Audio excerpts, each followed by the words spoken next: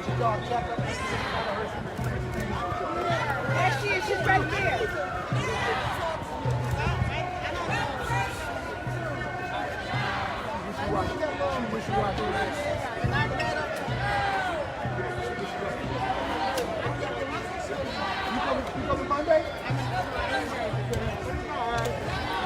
Are you okay?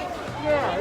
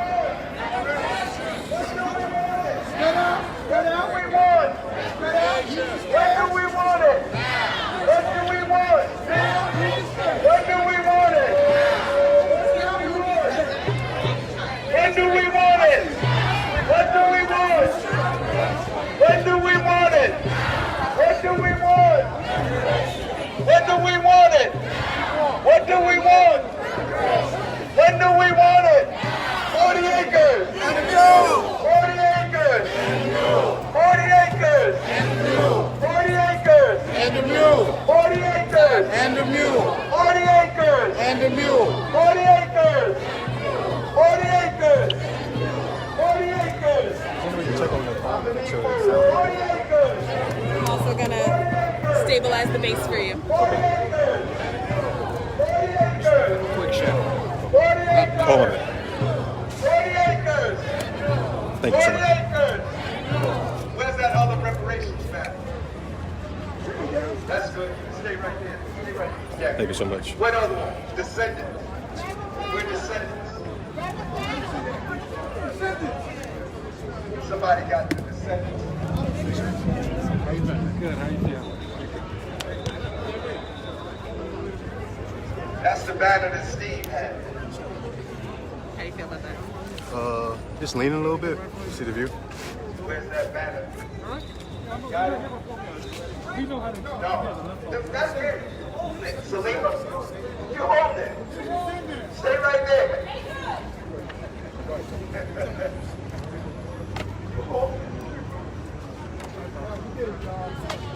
Give yourselves a big hand. We made it. All right.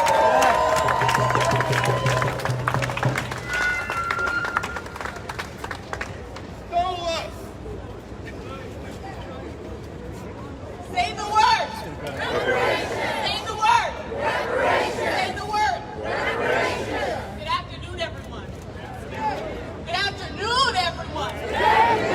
My name's Andrea McChristian. I'm the Law and Policy Director of the New Jersey Institute for Social Justice. Thank you so much for being with us today. We're so excited to welcome you to the Say the Word rally in partnership with the People's Organization for Progress and 30 co-sponsors.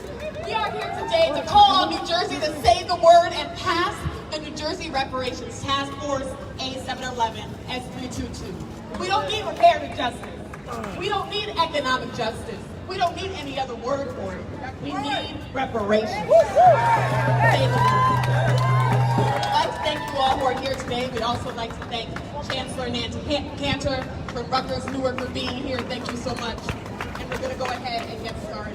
Throughout the program, please go to 400yearnj.org to text, call, and email your legislator and Governor Murphy to pass the task force, which is why we're here today. And thank you so much to POP. First, we're going to call up Bishop Chip Stokes to do an invocation.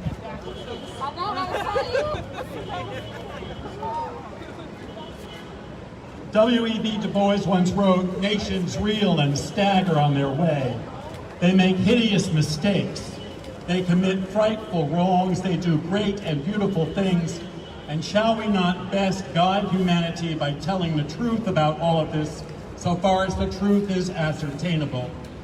After more than 400 years of brutal history and oppression, it is time for us as a state and a nation to face the enduring, deep, and living scars of slavery and take meaningful steps toward reparative justice, recognizing that in truth, the wrong of our history can never be made fully right.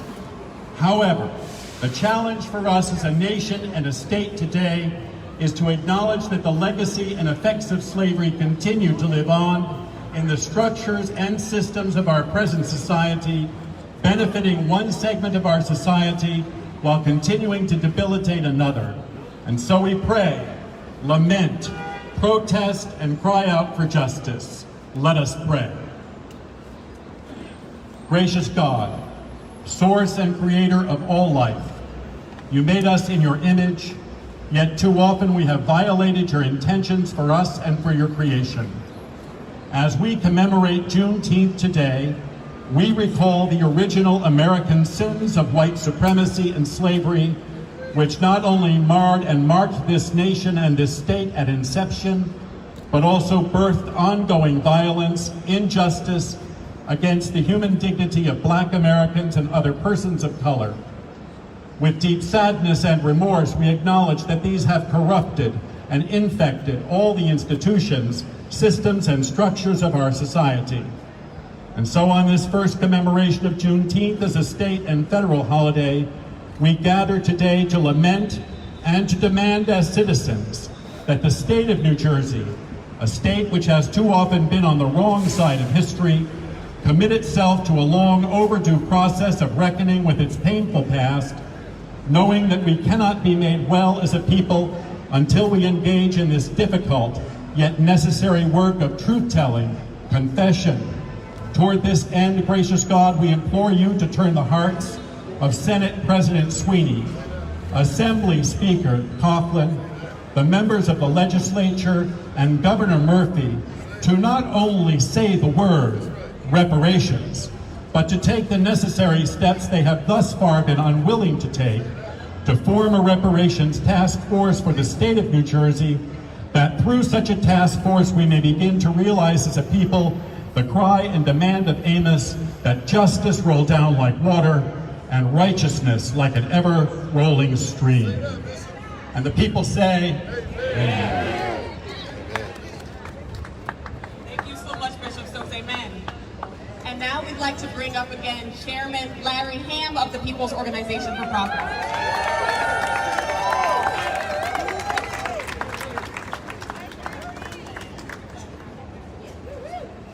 Say the word. Say the word. Let me fix my clock here. I'm going to put myself on the 2-minute mark.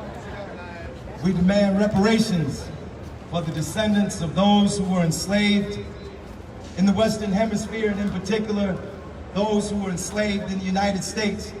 Many people know that slavery was a Southern institution, but in fact, it wasn't a Southern institution. It was a national institution.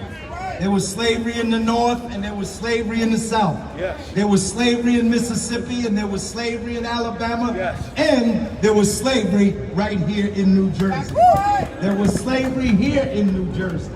And New Jersey was a Southern sympathizing state because the cotton came up from the South, and it was turned into textiles here and into clothes in the North in New Jersey, and then sent back down South.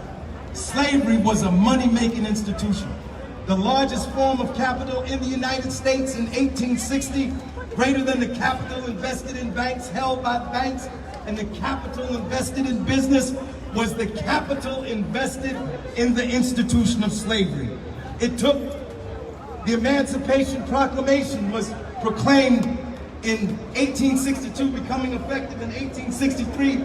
The New Jersey State Legislature, after the announcement of the Emancipation Proclamation, nullified Lincoln's power to emancipate slaves in this state. When it came time for the passage of the 13th Amendment, you needed a 27-state majority. New Jersey was not in the 27-state majority.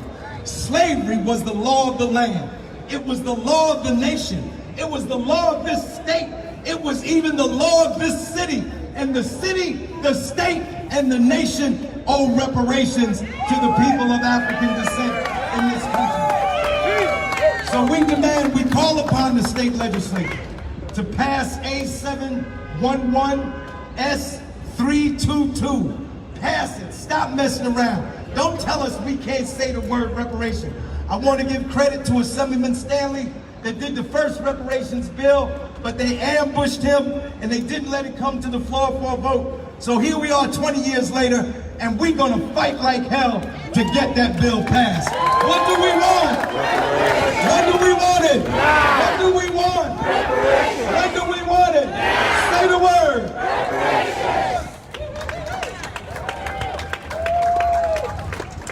Say the word. Reparations. Say the word. Reparations. As a reminder, we're here to push for the New Jersey Reparations Task Force A711S322. Please go to 400yearsnj.org to push the legislature to say the words again. 400 years is enough. Say the word. Reparations. Now we have the honor of being joined by Lieutenant Governor Sheila Oliver.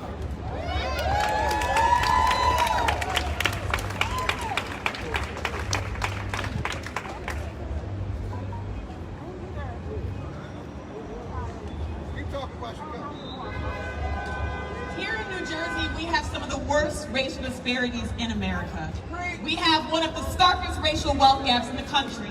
We have the worst black to white youth and adult incarceration disparity rates. We have the highest black to white infant mortality rate in the nation. We don't need an equity justice task force or a wealth disparity task force. We need a reparations task force to repair the harm. We need the legislature to pass the bill, and we need the governor to sign it into law. And now, to speak more to it, Lieutenant Governor Sheila Oliver.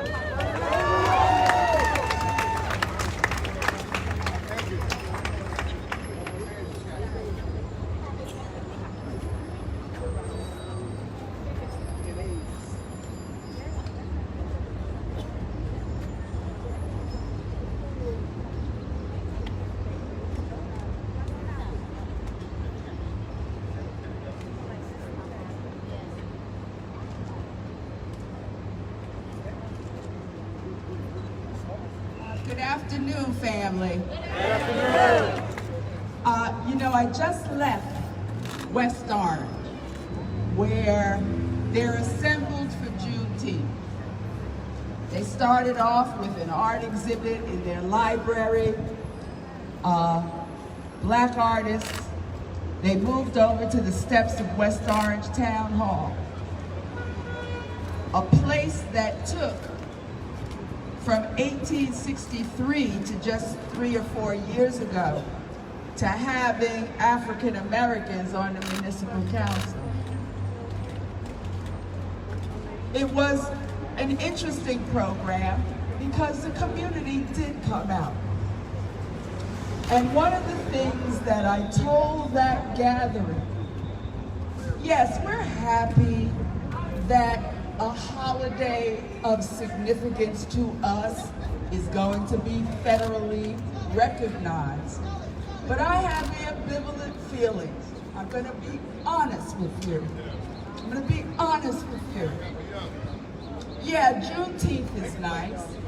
Last year, Governor Murphy declared Juneteenth a holiday in New Jersey. But me knowing the history of this country, people are going to try to make an assumption that because we have a federal holiday called Juneteenth, that African American people, the descendants of slaves, should be happy and just sit down and go away. I have such mixed emotion about Juneteenth. My hat is tipped to Congresswoman Sheila Jackson Lee from the state of Texas, who for years has tried to get the Congress to vote on that legislation. You know what I find ironic though? We see the gridlock on Capitol Hill about a Voting Rights Act, about the John Lewis Act, about the George Floyd Justice in Policing Act. And I know Congresswoman Watson Coleman can sure give you the skinny on that. How can you get bipartisan support in a matter of days to vote Juneteenth a federal holiday, but you got gridlock about our voting rights. So, I guess, you know, I'm feeling a little torn about Juneteenth, and I think very nice, thank you. We're gonna always honor our ancestors whenever we can. This is gonna be a holiday for us each year, and we're not gonna turn it into a day that you take off work and go to the mall. That's not what Juneteenth is gonna be for us. It's gonna be about educating our children and everybody else about the journey we have taken from 1619. And let us stand up and support Sister Hannah Brown, who revealed to the world the journey of us, the indignities of us, the atrocities that were leveled at us. That is why the conversation has to shift course, and the conversation has to be about reparations. You know, I told the gathering in West Orange, I know that there are a lot of people in this country that get bent out of shape when you say the word reparations. But if you know our history and what happened to us, it's no different than what happened to Native American Indians. And they've been given the opportunity to run casinos with no tax. Up in the state of Connecticut, if you are the descendant of the Pequot Indians, you receive $100,000 a year. That is what the tribal nation of the Pequots settled with the state of Connecticut. If you were Japanese American after World War II, Japanese Americans who were born in the United States, a lot of them living in California, they were rounded up and put in internment camps as if they were the enemy. When that finished, they received reparations. European and Eastern European people and families whose art was stolen, whose homes were stolen by the Nazis, they were provided with reparations. Holocaust survivors and their descendants were provided with reparations. We are asking for nothing short than what everyone else has been given. Nothing short. We want also economic equity. We want access to opportunity for our children and for our elders. My pet peeve, we want access to capital to rebuild our own Tulsa, Oklahoma. We want reparation for what you did to Rosewood. When I think about my late grandparents who traveled in 1929 from South Carolina to Jersey City, New Jersey, to get out from under the foot of Jim Crow. What they probably didn't know is that they came to a place where the legislature was the last legislature in the country to outlaw slavery.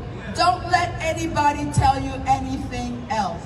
New Jersey was the last state in the Union to outlaw slavery. So the discourse has to be long.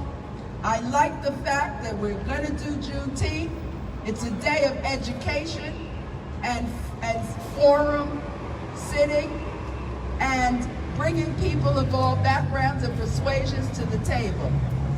Don't tell us that we should not press for this because the contemporary descendants aren't the ones that aggrieved us. This nation aggrieved us. And this fight has to be taken to the seat and the leadership of government. And I'm going to close with one thing, Ryan.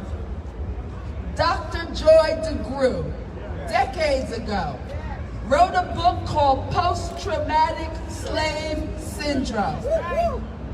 And right here in Newark, New Jersey, you have a prolific writer and professor, Nell Painter. Nell wrote a book called The History of White People. I want you to take the time and commit to reading both of those books. If you read Dr. Joy DeGruy, you will understand that we are still in trauma, our communities are still in trauma, our families are still in trauma, and it is because that we and our forebears suffered.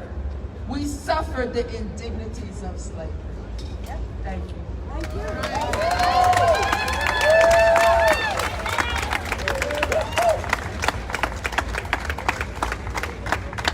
Thank you so much, Lieutenant Governor, for those powerful remarks. And we know that this isn't just an issue at the state level. Yes, we're pushing for A711, S322, the New Jersey Reparations Task Force, but we know at the federal level, there's also an HR 40, which we've been calling on for decades to pass to create a Reparations Task Force. So we're so glad to be joined by our congresspeople here today, Congressman Donald Payne Jr. and Congressman John Bonnie Watson Coleman to tell us more about this.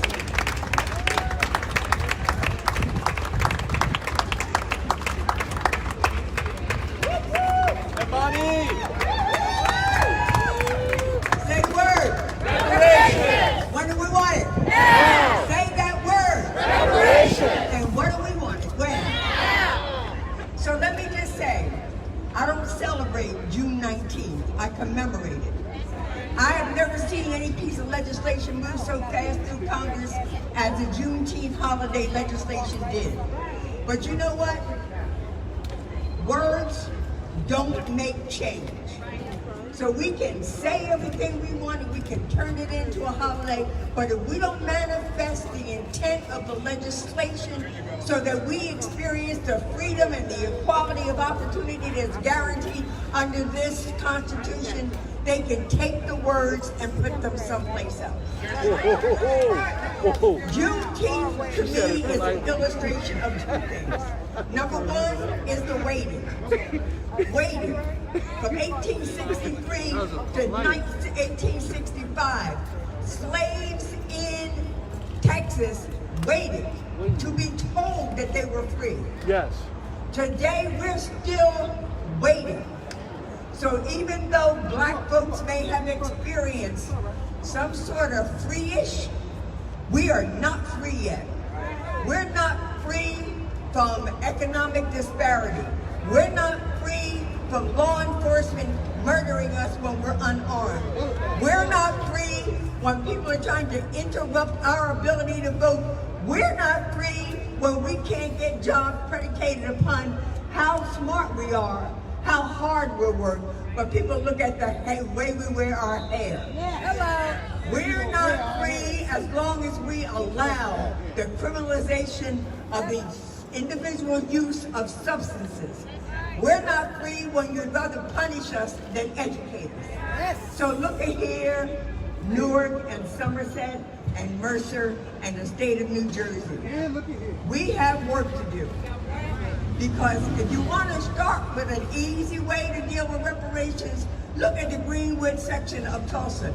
You can identify them. Don't say you can't find out who needs to be repaired and brought up to justice. Look at Rosewood. If you can identify those in the internment camps and you can identify those who are discriminated against like the Jew, you can doggone sure identify who deserves reparations in the United States of America. I promise you that as you work for it on the state level, I'll continue to work with Sheila Jackson Lee and my colleague, my brother, my son sometimes, the great second generation of the Paynes Donald, to make sure that we are pushing hard in the House of Representatives. And I want you to say, one last thing I want to say to you. Pay attention to the infrastructure bills. We will not be left behind. We demand our piece of the action of jobs and contracts and those infrastructure bills. So while we talk about dismantling discrimination and while we talk about the injustice of the past, let us pay attention to what's happening right in front of us and make sure that none of us get left behind. Thank you and God bless you.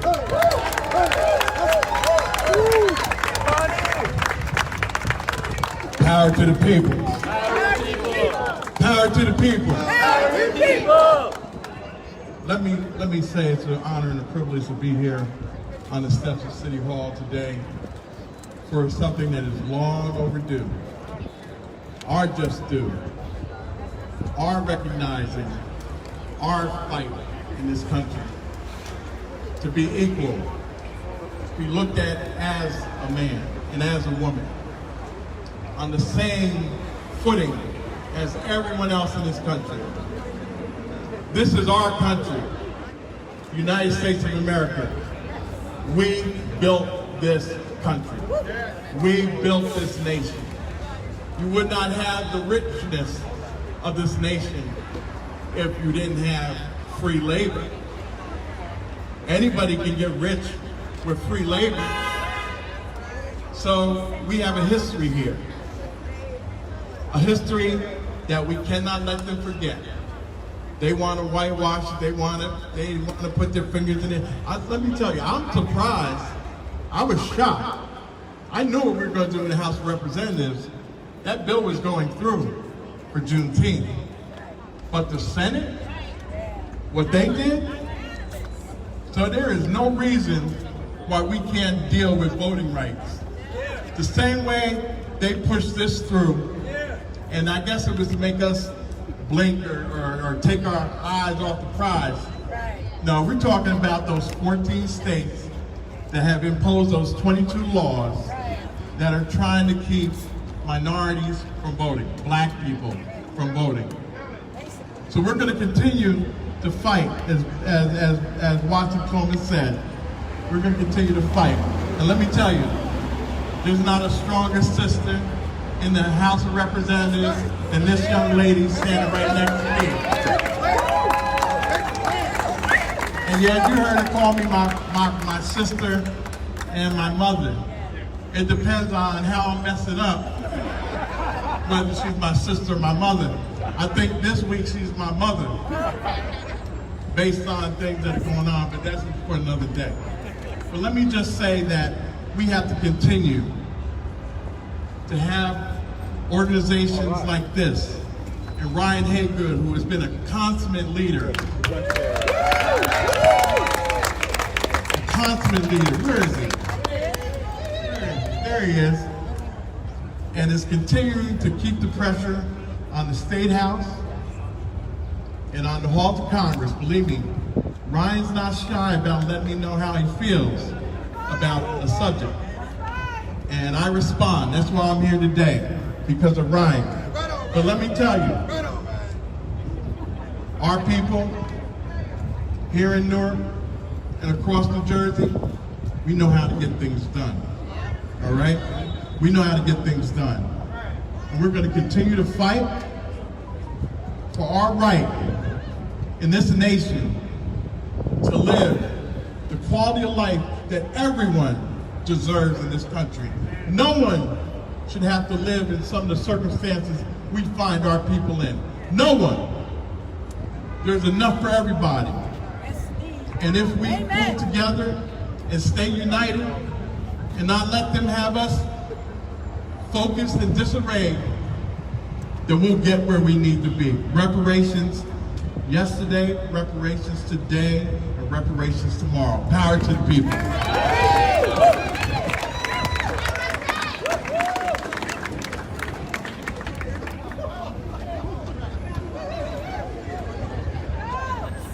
Thank you so much to our congressman. Please give him another round of applause. Thank you so much. Say the word. Reparations. Say the word. Reparations. 400 years 400yearsnj.org. Please vote to support the New Jersey Reparations Task Force bill. It is my honor to now introduce one of the primary sponsors of the New Jersey Reparations Task Force bill, as well as head of the New Jersey Legislative Black Caucus, a true champion for racial and social justice, Assemblywoman Shavonda Sumter.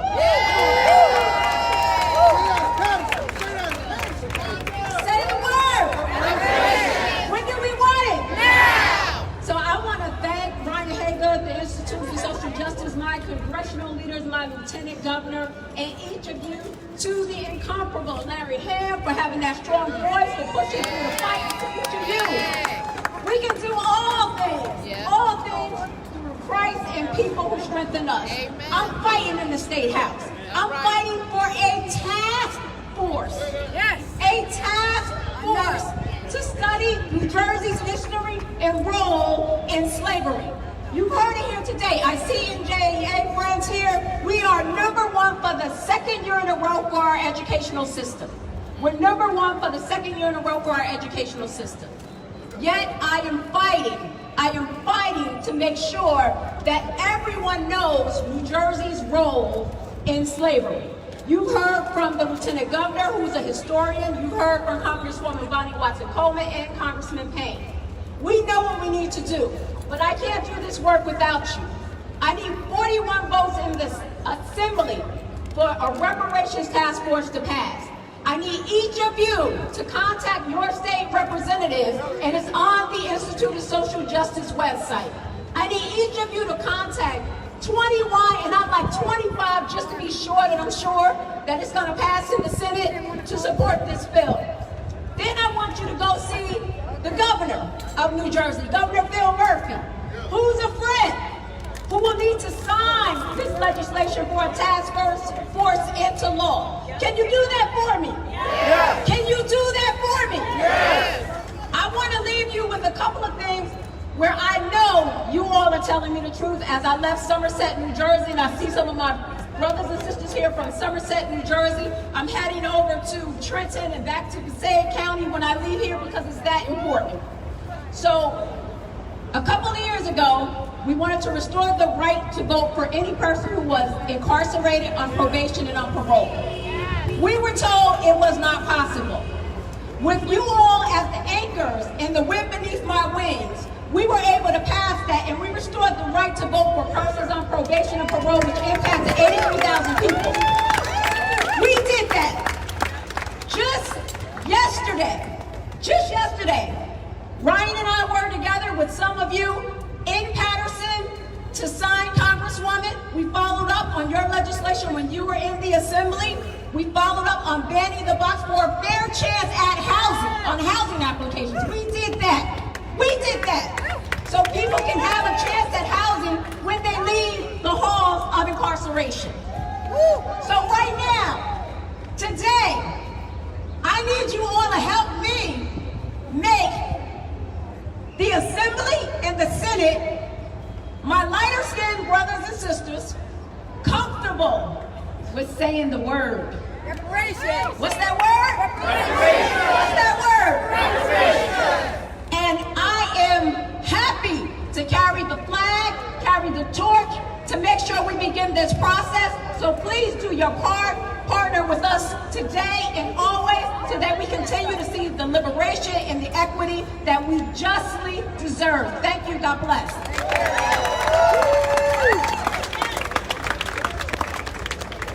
Thank you so much, Assemblywoman. And please, again, 400yearsnj.org to text, call, and email your legislators and the governor. We've been so proud to partner with the city of Newark to put on today's event and to make this space open and possible for us. And we're so glad now to introduce the mighty leader of the city of Newark, Mayor Ras Baraka. Say the word. Say the word. Say the word. Say the word. I didn't hear y'all. Say the word. We need reparations, not just for 250 years of chattel slavery. We need reparations for 100 years of lynching. We need reparations for the destruction of black communities. We need reparations for the original riots that took place in the country that burned down communities, that destroyed families, that killed children. We need reparations for hundreds of years of housing discrimination. We need reparations for hundreds of years of job discrimination. We need reparations not just because people were lynched, but because George Floyd was lynched this year, well, last year. We need reparations. We need reparations not just because we were denied the right to vote, but because in this county we still do not get our voting booths in time now. Still. We need reparations because we still are not being repaired for hundreds and hundreds of years of injustice that has happened and it is happening to us as we speak. So we're not talking about something that just happened 300, 400, 500 years ago. We're talking about our children today. Our children whose lives have been affected by generational neglect for years, who are still suffering because of slavery, still suffering because of Jim Crow, still suffering because of poor housing, still suffering because of the wealth gap, still suffering because we are being oppressed in this country. We need reparations and we need it now. And the problem is that they don't even want us to have a task force, Assemblywoman Sumter. They don't even want us to have a task force. They don't even want us to talk about it. Don't even want us to raise it. You can't even discuss it. You can't even bring the word up. We need to send a letter to all of them, every last legislature, the Senate President, the Speaker, everybody, on down the list, and just say reparations from the people of New Jersey. Reparations from the people of New Jersey. That's what we want. And we also need a civilian complaint review board. And we need it with subpoena power. And we don't want to wait 120 days. We need it. We need it now. We need reparations, a civilian complaint review board. We need it all. Don't be ashamed to say these things. These people owe me welfare and a job. I'll take welfare, farm subsidies, housing. Don't tell me it's a handout. You owe me this stuff. I'm not begging for it. You owe it to me. I'll take everything. You don't have enough to give me for the things you've done to me. You don't have enough to give me. Not enough land, not enough money in the bank, not enough money in the mint, not enough, whatever you don't have enough. Anything we take from you is a compromise. Anything we get from you is a compromise. Anything we say we'll live with is a compromise. Child tax credits is a compromise. Unemployment is a compromise. Land is a compromise. $2,000 a month is a compromise. $100,000 check is a compromise. A damn task force is a compromise. It's all a compromise. Yeah, don't tell us to compromise. All of it is a compromise. We must have a kind of faith and love that you can't think of. We have a Moses love, a Moses faith. It's incredible that we still believe in this place after all of this. It's incredible that we still love you after all of this. It's incredible that we still follow the rules after all of this. It's incredible that we still participate in the electoral system after all of this. It's incredible that we still go to your courts after all of this. That we still trust and believe you after all this. That we still meet with you after all of this. That we still come to your house for dinner after all of this. It's a miracle that we ain't tore the whole place down already. Yeah, it's all a compromise. So we need reparations. It's okay, we need reparations. Look, we don't have to agree on a whole bunch of stuff. You don't even have to like me. But we need reparations. We need to agree on that. We need reparations. We need it today. Today. And Lieutenant Governor Sheila Oliver pointed out very clear and succinctly, everybody who's gotten reparations but us. We don't got an anti-lynching bill. We don't got George Floyd and policing bill. We don't have voting rights protection. They just destroyed Section 5 of the Voting Rights Act. How do you think Trump got to be the president anyway? All of this stuff is a compromise. And we coming down there on Monday to demand a civilian complaint review board, and we're going to demand a task force for reparations, and after we get the task force, we're going to demand you do something for our people in this state and in this country about reparations. And I'm going to tell all you other people something. You all will benefit if we get reparations, believe me. All of you going to benefit if we get reparations. You benefited from the Voting Rights Act. You benefited from Public Accommodations Act. You benefited from the 15th Amendment, the 14th Amendment, the citizenship. You benefited from all of that. You benefited from everything. You're all going to benefit from it. So join us, because everybody's going to benefit. You benefited from affirmative action. You benefited from everything we fought for. You benefited from it. Just get with us and hold out your hand so you can get what you deserve too. We just want to be at the front of the line. So when they start passing stuff out, you give it to us first. All power to the people.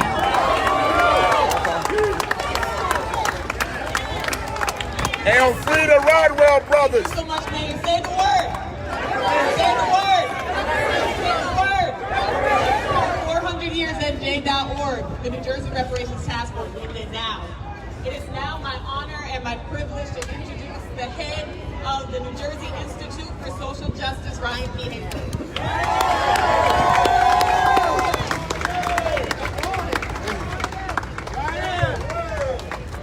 Say the word.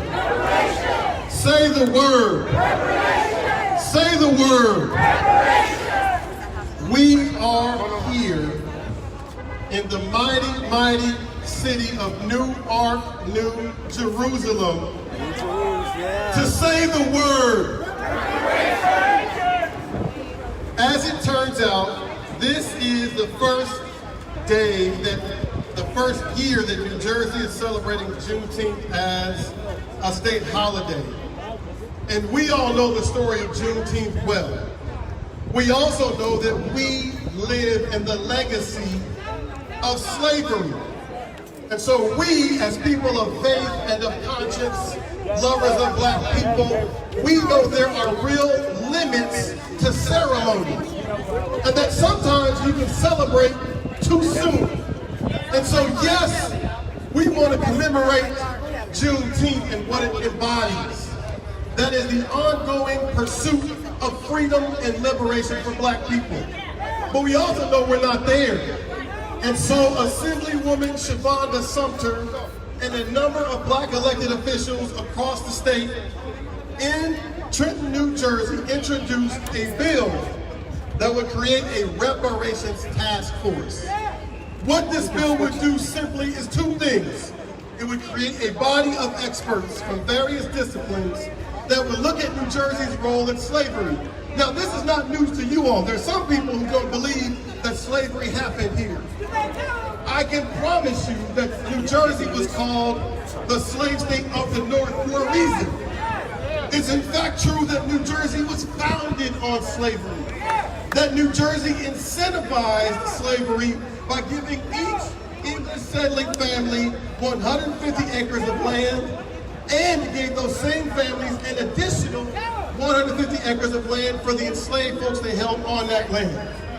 That is New Jersey's history. Why does that matter, Ryan? That was a long time ago. Here's why it matters. Because we have one of the most staggering racial wealth gaps in the country that was created in slavery. So today, there's a direct line from slavery and our foundation to this number. And you all know I'm joined at the New Jersey Institute for Social Justice by a team of incredible, fierce advocates who do this work. So my colleague, Laura Sullivan, came up with this number through original research and writing. And she found that the individual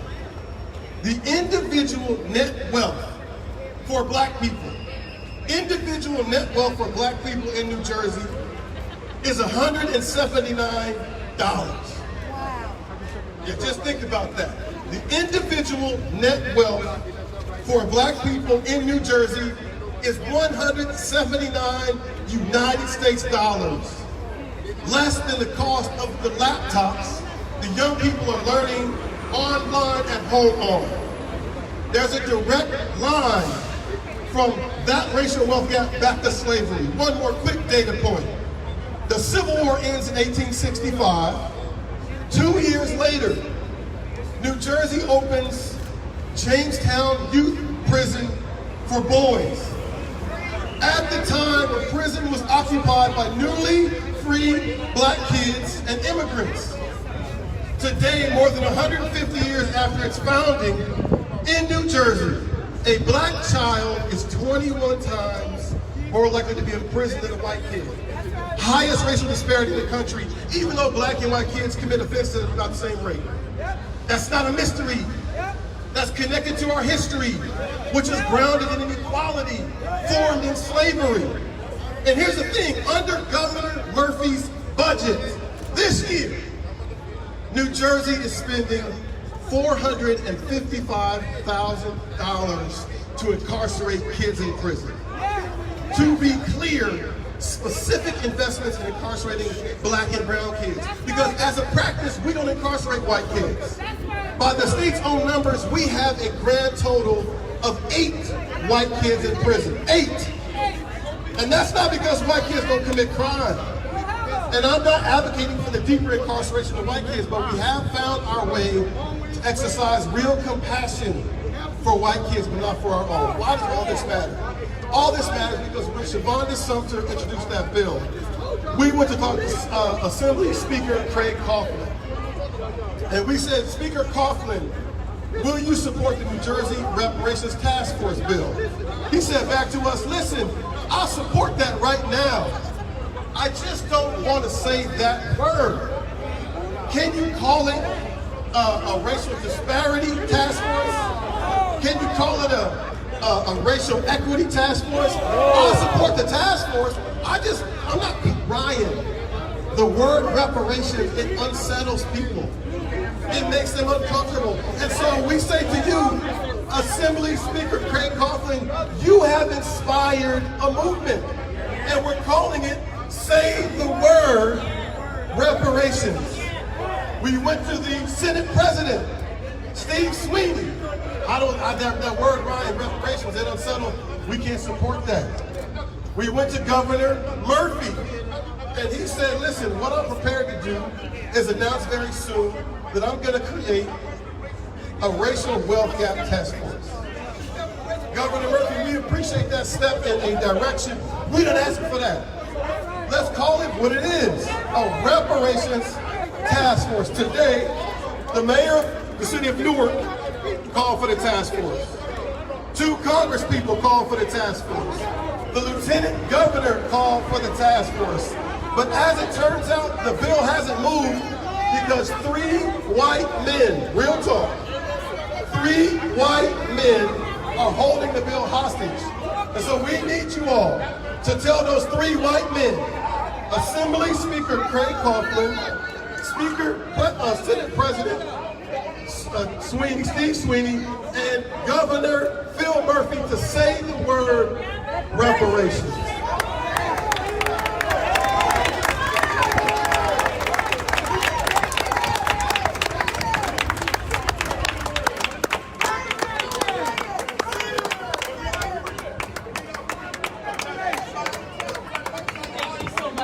I'd like to acknowledge that Assemblywoman Cleopatra Tucker has now joined us.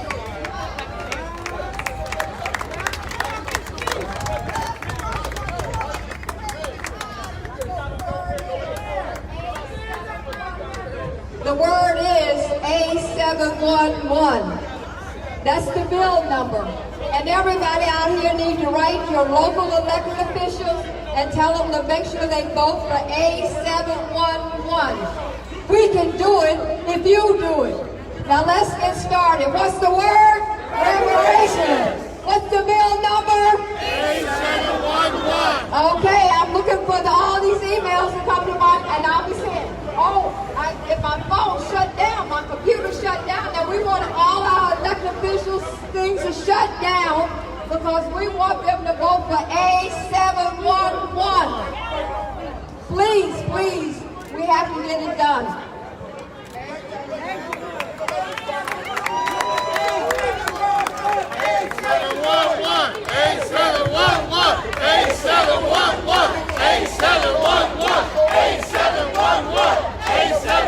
Thank you so much, Assemblywoman. And in addition to A711, S322 is the parallel bill. And the way to overwhelm your legislators' mailboxes is to go to 400yearsnj.org to text, email, and call them. Please do that now.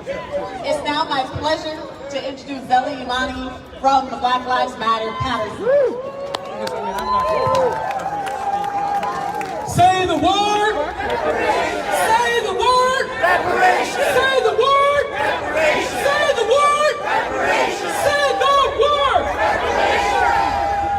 When I say black lives, you say matter. Black lives matter. Black lives matter. When I say black lives, you say matter. Black lives matter. Black lives matter. Black lives matter. Black lives matter. The reason why I was opening up that chant, Black Lives Matter, is because the movement isn't just about fighting for the people whose lives are stolen by police violence. It's about fighting for the people still living. Right now. It's about fighting for the people still living. Right now. The And we police like fight the for four them brothers. by making sure we're investing in the community and investing into black people. No, y'all not. Y'all not investing in Investing the community. into black people. No, y'all not.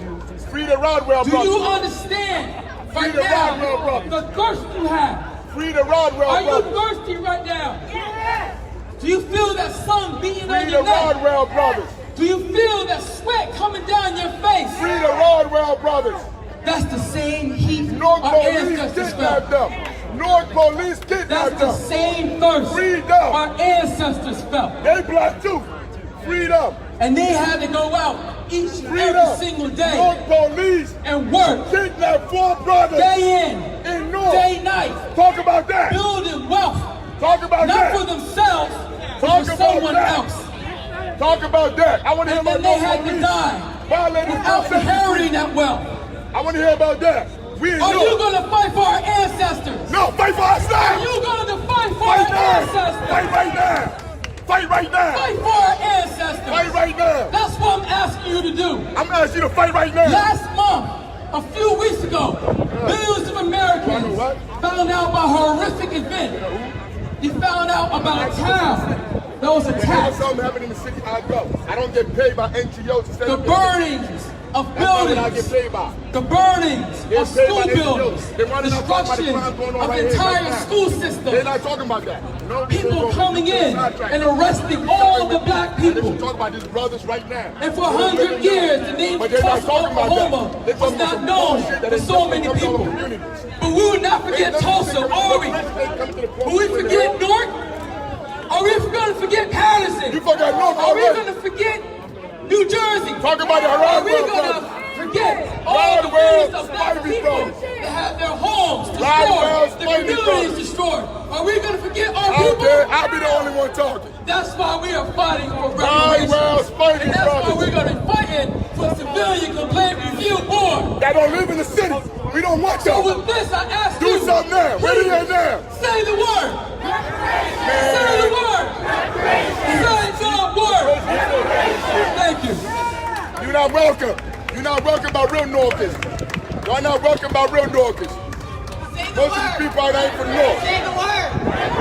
Rodwell 400 brothers. years at J.Word. Rodwell brothers. It's now my honor to introduce Paul F. Brown, Esquire, the Institute Esquire. Vice Chair of the Board of Trustees. Esquire.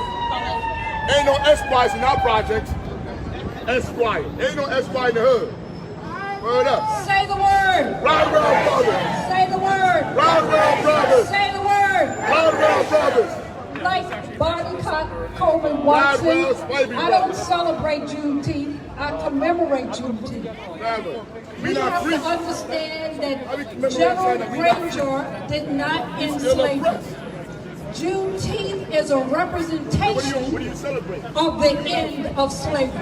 We still not free. We know that slavery still very much existed for decades Still there. after Juneteenth. What do we celebrate? We have to remember what was That what we taken celebrate? from us and why Because we we not free. continue I'm not and will free. always Before we be brutalize and entitled kidnap people, if it was to black reparations. girls, everybody be talking. We have to ask ourselves, what is the fear But you ain't gonna in hear say so right many here. You people gonna hear about in this. saying You gonna hear the about this word brother. reparations? Nah, I don't want to talk about Nobody this. fears the You talk about this, word when brother. we talk Unless you talk about this, I don't want this. reparations We need to free people to the right now. Japanese who were We need to free internment people right now. Nobody feared the word I'm not when we being talked rude. about Y'all being giving rude. Jewish Yeah, people go ahead. reparations for the Holocaust. Why is there the a Rodwell fear brothers. to call it what it Free is the when it Rodwell comes to brothers. black people? It is because of the vestiges of slavery that black people are somehow less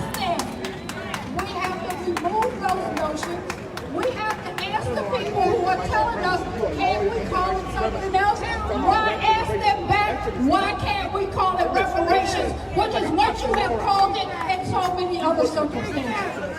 So if we go back in history and we think about those who were so brave, reparations we know is not so new.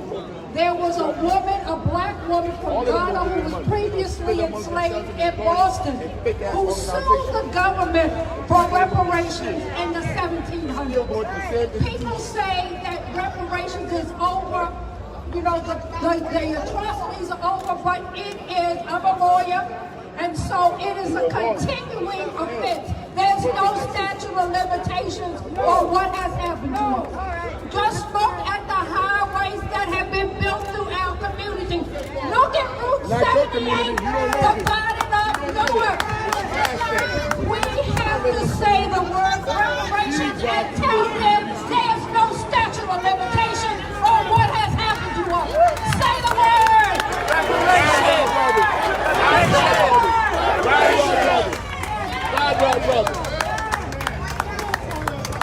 Free the Rodwell brothers. Free the Rodwell brothers kidnapped by Newark police. Say the word. Free the Rodwell brothers. Say the word. Talk about that. 400yearsnj.org. It's now my pleasure to introduce Dr. Khalil Muhammad, professor at Harvard University. At Harvard. Hey, yo, bro, talk about the brothers kidnapped by the police here. Say the word! Yeah, talk about that. The brothers kidnapped here. Listen, I bring you greetings from the richest, wealthiest all institution in America of higher learning that taught Europeans they were the most superior people in the world. Middle class Negro shit. And then for 385 years, took that wealth and capitalized knowledge to rationalize the racism right now, they lock the brothers up. Ain't nobody doing anything about it. Of science, they kidnapping and black knowledge, folks right now. And museums to put our bones on display. Y'all need to be your friend. Exhibition I fight of for our people. inferiority. And so this problem isn't just about 400 years ago. This problem isn't even about 100 years ago. This problem is about what is happening in our classrooms right now. In our neighborhoods right now. And this is not just about what happens in college, whether or not you happen to learn something about this nation's history. These problems of superiority and supremacy, these problems of rationalizing inequality, starting pre-K. The stories of bias and bigotry are part of the air that we breathe. And it ain't just white children that breathe this toxic air of bigotry. We breathe it ourselves. We have to make sure that as we make this movement possible for reparations, that we bring our children along with us. This gathering today should be full of children, from one street corner to the next. Because at the end of the day, this is about their inheritance. Let me close with a story that Dr. King said not too long before he was assassinated. We've been talking a lot about what has happened to black people in the context of slavery and Jim Crow and the institutional racism that exists. But there's another side of the coin of reparations. There's another story of reparations. It is the privilege that has come to be white in America. It is the story that the same year that the Emancipation Proclamation was drafted in September of 1862. That year, 1862, the Homestead Act was passed. And as Dr. King said, millions of acres given to white people to settle the lands of the West. And he added this, he said, not only that, they were given land grant colleges so they could learn how to build the land. Not only that, they were given subsidies and crop loans, the same kind of loans that our black farmers are fighting for right now. I ain't no farmer. And he said, not only that, they were given cheap mortgages, and real estate owners and banks were given subsidies to make sure they took no risks when they gave homes and money to white folks. This is the story that justifies the use of reparations. And let me be clear about what reparations is. Reparations, as Brian Haygood has already said, it's not simply about policy changes. Because reparations at root is about repair. Repairing what? Prayer begins with atonement. What they gonna And repair? atonement is not possible if you don't even know the harm you What have they committed. repair? And the next What are step they is repair? about restitution. You must restore and make payment for the damage you have done. To who? And then finally, you must resist or refuse To you. to do any further harm. And that's where the policy comes in. Say the word. Say the word. Rodwell brothers. Rodwell brothers. Free the Rodwell brothers. Free the Rodwell brothers. They were kidnapped by Newark police. Free the Rodwell brothers. Free the Rodwell brothers. Or tweet, email, and call your legislators and the governor now. Next, we know that this movement isn't possible without lawyers and black women lawyers. What movement? What It is movement? my pleasure to introduce Carolyn What Chang, movement? the past president of the We Association. still catching hell. What movement? What movement? Like we out here catching hell. We doing performative art. Good afternoon, ladies That and is sad. gentlemen. I bring Sad. you greetings from the Association of Black Women Lawyers of New Jersey. Ladies and gentlemen, in this political climate, on this Juneteenth weekend, at this rally, Got 4 brothers locked up. Kidnapped Kidnapped 4 brothers. Don't nobody give a damn. Everybody talking about reparations. They can't kidnapping people right now. Ladies and gentlemen, the issue of reparations Kidnapping people right now and talking about Or reparations. sexy. The word reparations is not about dealing with questions of guilt. It is addressing the issue of long. It's addressing black middle class Negroes getting paid. That's what reparation is about. That is what it's about. It ain't about building black institutions, black schools. It ain't about that. It ain't about it. Ain't nothing to do with black institutions. They ain't talking about none of the brothers here that got kidnapped by the police. I don't want to hear about this goofy shit. I want to hear about these brothers coming home.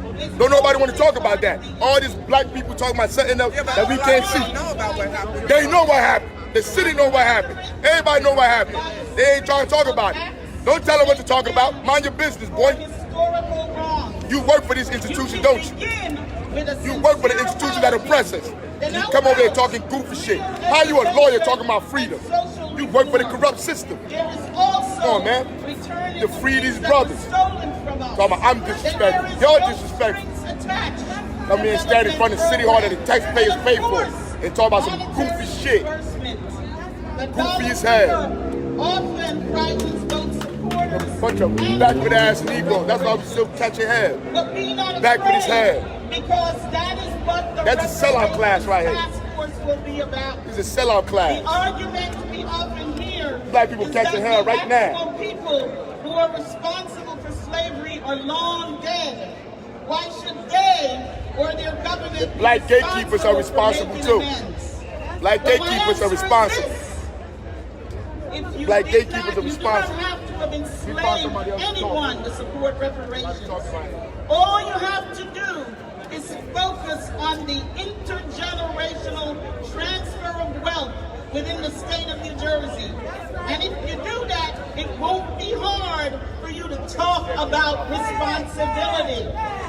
If an injustice has never been properly repaired, a crime continues to flourish. Let us not forget the following facts.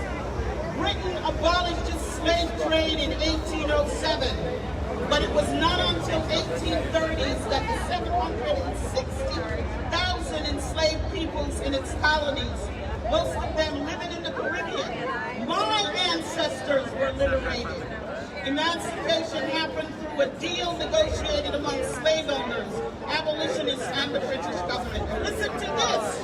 Under the 1833 settlement, the government agreed to pay £20 million to about 45,000 slave owners around the world as compensation for the loss of real property.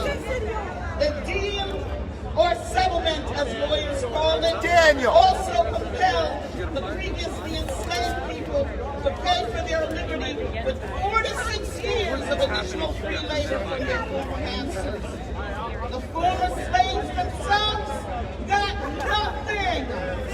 The bottom line is white folks got rich by exploiting Africans they imported to work as slaves within the state. The descendants of these laborers are impoverished today because of structural inequalities inherited from slavery. You, the elected officials of the state of New Jersey, cannot continue to brush aside this remedy, this mess. In closing, let me quote one of the great reggae icons, you know I got to, Ryan, and prodigy of Bob Marley, his son, Stephen Nestor Marley. I've been a stranger to myself. I felt alone like no one else. I've seen the good suffer long. I felt the power of love. I made a way out, where to go, and that is all for all I don't know. But it must be said, just as you know, it must be said. I caught a glimpse of the beautiful. I came to learn pain teaches more than hurt. Some come to the end of the world just to wake up to be reborn.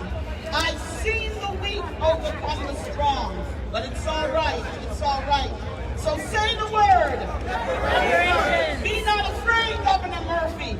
Say the word. Be not afraid, Senate President Sweeney. Say the word.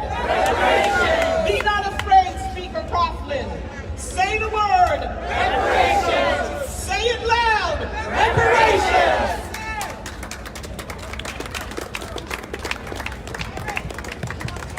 Thank you, Carolyn. Next up, we have Phyllis Seloke of New Jersey Citizen Action.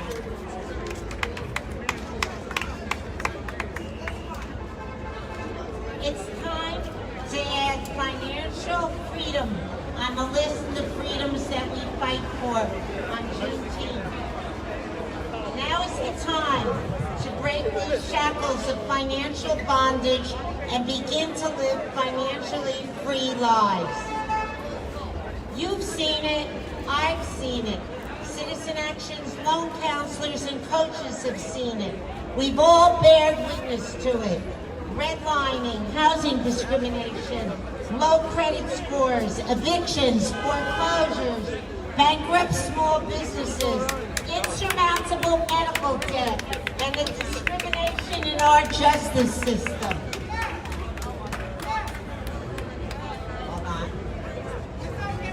It keeps you all from getting what you need to be financially secure. And then when you finally attain a small piece of financial security, something like happened in Tulsa happens. Today, the average white family makes roughly 10 times the amount of wealth than the average black family. White college graduates have over 7 times more wealth than black college graduates. Making the American dream a reality demands that the same government that denied wealth to blacks restore the deferred wealth. Wealth, not income. Wealth is the means to financial security. It's what enables you to pay the rent, buy homes in safer neighborhoods with better schools, and send your kids to college without saddling them with hordes of financial debt. We cannot have a just and fair economy for everyone without achieving real racial economic equity. And that includes investments in black homeownership, black small businesses, and black communities that continue to grapple with historic and ongoing systemic racism. Despite the advances in racial justice that we've seen in American history, from Juneteenth to civil rights, black Americans are often denied the opportunity to build financial wealth. So we have to come together today here in Newark and say the word. Say the word. And call on the New Jersey legislature to pass pending legislation for black and Latino residents to establish a Reparations Task Force. That's just the crucial first step. And as Ryan Haywood from New Jersey Institute for Social Justice has so eloquently said, it's time to embrace the word reparations and not run for it. So say the word. Thank you.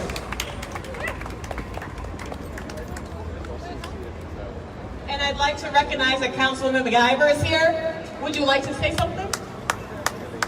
Say what? All right, say the word. Say the word. 400yearsnj.org. Please tweet, email, and call your legislators now. I was so cut off guard. Hey y'all! Happy Juneteenth! It is a celebration and we are here for one cause, to support reparations. So that's all I need to say. That's all the reason why I'm here. It is not too late. We demand reparations. You know, here in the city of Newark, we stand strong behind the cause. We're going to continue fighting, continue advocating for it. So you do the same. Continue to do that. Stretch this message on social media. Use all of your platforms. Help us get the word out there. There should be way more people out here today. Way more people. Way more people. So say the word. All right, God bless y'all. I know it's hot, but we got only 4 more speakers left, so thank you for hanging with us and saying the word. Say the word. Say the word. It's now my pleasure to introduce Hussein Gatlin, who is the president of the Garden State Bar Association. Good afternoon, good afternoon. I want to embrace the 5 B's. Be brief, brother, be brief. It is getting hot out here. I am a product of the city of Newark. I was raised here, I live here. I love this city, I love my people, I love my community. And as a representation of the Garden State Bar Association, the African American Lawyers for Justice, I'm here today because we're not afraid to say the word, reparations. It is time for New Jersey to address and deal with this ugly history and legacy of racism, segregation. It is time to call for the task force to study reparations. I'd like to thank Ryan Haygood and the New Jersey Institute of Justice as we stand here and support and highlight our unwavering commitment to that cause. And that we can always be an ally, we will be an ally, and we stand and will be here. Equality today, equality tomorrow, equality forever. Thank you.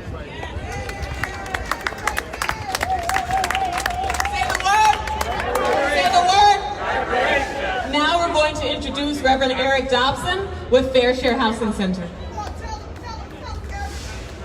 All right. Listen, I'm gonna be brief, but yesterday we worked, the governor signed this piece of legislation that all of us worked on to limit the use of criminal background checks for returning citizens. So it is about freedom and equality this weekend, freedom and justice this weekend. So let me share you real quick. I think the reason why they're afraid to say the word, because most of America have been bamboozled and fooled to think that this thing about whiteness exists. Matter of fact, my man James Baldwin said there's not a white person in America who can prove that they're white.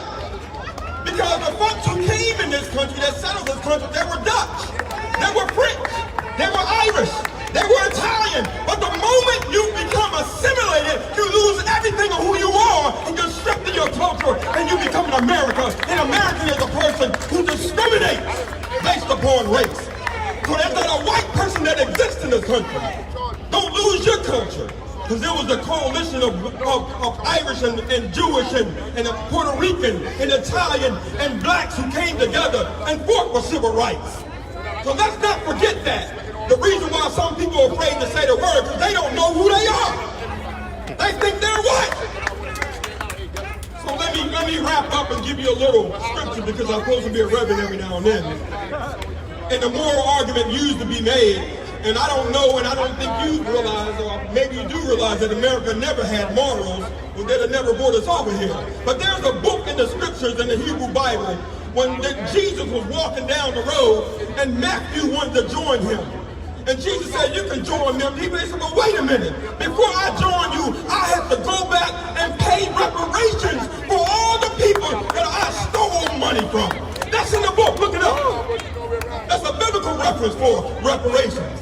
But today in this country, in this state, we have the other side of the story where the young man says, Lord, what must I do to inherit the kingdom of heaven? And Jesus told him, go sell everything you have.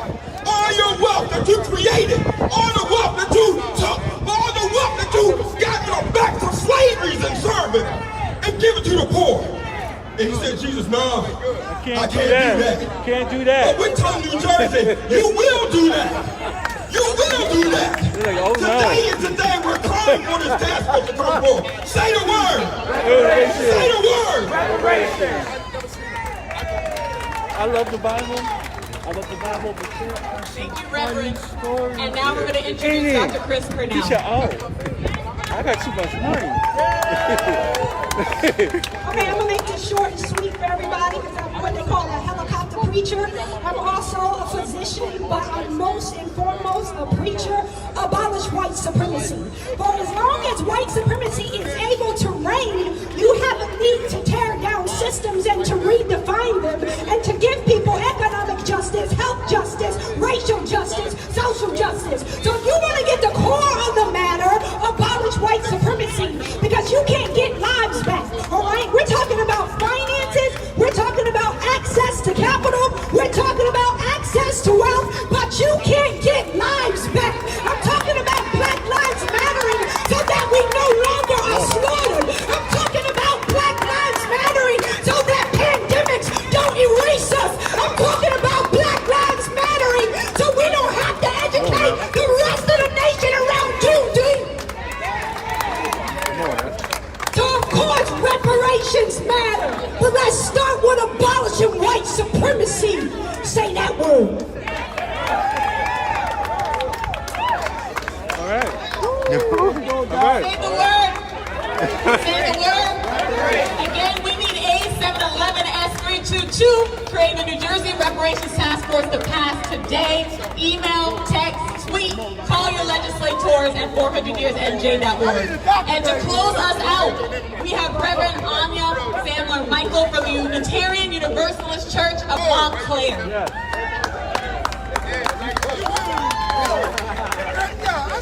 So Speaker Coughlin, have you heard the word? Have you heard the word, Governor Murphy?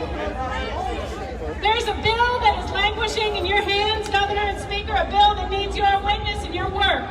A bill to institute a task force to study reparations. Now what's the scary word in that sentence? Is it study? I don't think it's study. Study sounds pretty academic, pretty tame. Is it task force? I don't think it's task force. Task force just is the way we get things done. I think it's that word reparations. So say the word. Reparations. A word that rings very loud today on Juneteenth. Yes, Juneteenth, it celebrates freedom, but it also commemorates theft. A theft of 2 whole years. A theft that continues to languish just like that bill in your hands. Governor, Speaker, New Jersey, what you are seeing here today is an eloquent rage. Everyone in New Jersey has in some way benefited from or been harmed by slavery and the systemic and structural racism that followed. I have benefited. Governor Murphy, you have benefited. Speaker Coughlin, you have benefited. Sweeney, you have benefited. And the longer that this bill languishes, the longer we continue to benefit from the law. From the 12-to-1 ratio of blacks to whites adults incarcerated, the highest in these United States. We benefit right here from the 21-to-1 ratio of kids locked up, the highest in these United States. We benefit from the 106,000 to